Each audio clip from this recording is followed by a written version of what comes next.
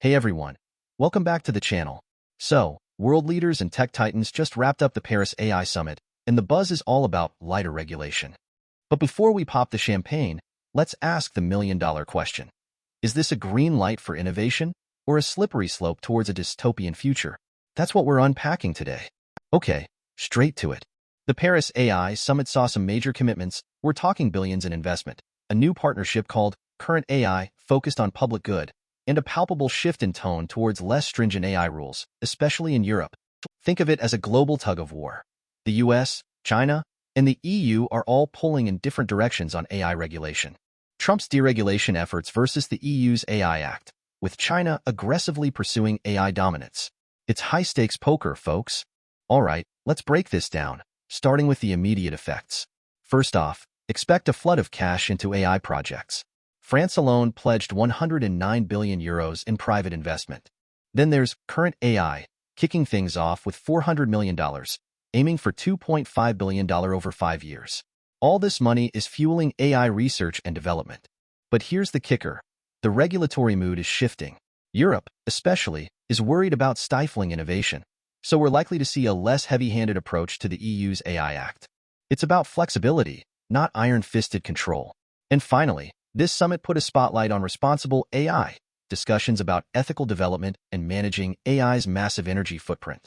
Good news, right? Maybe. Keep watching. Now, things get interesting. Think butterfly effect. All this investment is going to supercharge open-source AI. Companies like Hugging Face are doubling down on their presence in Europe. This means smaller companies and researchers get access to cutting-edge tools. But hold on, there's a catch. This also creates an insatiable demand for AI talent. We're talking engineers, data scientists, researchers, expect a skills gap and soaring salaries. And let's not forget traditional industries. AI is coming for them, automating tasks, disrupting business models. They need to adapt or die. Plus, AI models are data guzzlers. The demand for high-quality data is going to explode, creating a boom in data collection, annotation, and management. Finally, all that AI requires massive amounts of energy. This puts pressure on developing energy-efficient algorithms and hardware. Green computing is no longer a nice-to-have. It's a necessity. Okay, buckle up, because this is where things get real. AI could lead to massive job displacement, especially in routine tasks, but it'll also create new jobs in AI development and maintenance. The question is, will we be ready? We need serious workforce retraining. If AI is implemented effectively, it could boost productivity and drive economic growth. But, and this is a huge but, if the benefits aren't shared fairly, we're looking at widening inequality. Wealth and power could concentrate in the hands of a few. And let's not forget the ethical minefield. Bias, privacy, security. These are real concerns that need to be addressed proactively. Finally, and perhaps most importantly, AI is a geopolitical game changer. Countries that lead in AI will gain a significant advantage, reshaping the global power balance. The US, China, and Europe are in a race, and the stakes are incredibly high. Now, let's talk about the elephant in the room, the risks.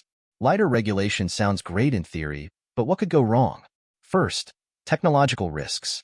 We're dealing with a rapidly evolving technology, and we simply don't know the long-term consequences. Remember the early days of social media? We're still learning from those mistakes. Then there's the energy problem. AI's massive energy needs could exacerbate climate change. Business and economic risks are also looming. The EU is walking a tightrope. Too much regulation stifles innovation, too little, and they risk falling behind. China's recent AI breakthroughs are a clear warning sign. Labor leaders are already worried about job losses and wage stagnation. And finally, relying too heavily on foreign investment could dilute European values and control over AI development. We need to be careful who we partner with. The biggest risks might be ethical and social. If AI development is driven solely by commercial interests, we risk neglecting the public good. We could repeat the mistakes of social media on a much larger scale. There's a real fear that pressure from the US and elsewhere could weaken the EU's AI Act, eroding existing protections. And let's not forget about bias and discrimination. AI systems can perpetuate and amplify existing inequalities. The push for lighter regulation could also lead to powerful tech companies having too much influence over AI development, undermining democratic oversight. This is a slippery slope, folks. Are we willing to sacrifice ethical considerations for the sake of faster innovation? Speaking of China, Did you catch the news? They just unveiled a freaking AI reasoning system that rivals human capabilities. This isn't just about chatbots anymore. We're talking about AI that can think and solve complex problems. This puts even more pressure on the US and Europe to compete. Are we ready for this level of competition? Are we prepared to invest the resources necessary to stay ahead? This is a wake-up call, folks. The AI race is on, and the stakes are higher than ever. So, back to our original question. Is lighter AI regulation a boon or a bane? The answer, as always, is complicated. It's a double-edged sword. It could unleash a wave of innovation and economic growth, but it also carries significant risks. We need to find the right balance between regulation and innovation to ensure that AI benefits all of society, not just a select few. This requires careful consideration, proactive measures, and a commitment to ethical development. The Paris AI Summit was a step in the right direction, but the real work is just beginning.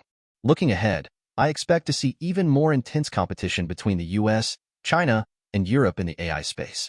We'll also see a growing focus on ethical AI development and responsible AI deployment. But here's my prediction. The biggest challenge will be addressing the societal impacts of AI, particularly job displacement and inequality. We need to invest in workforce retraining and create new economic opportunities for those who are most affected by AI automation. The future of AI is not predetermined. It's up to us to shape it.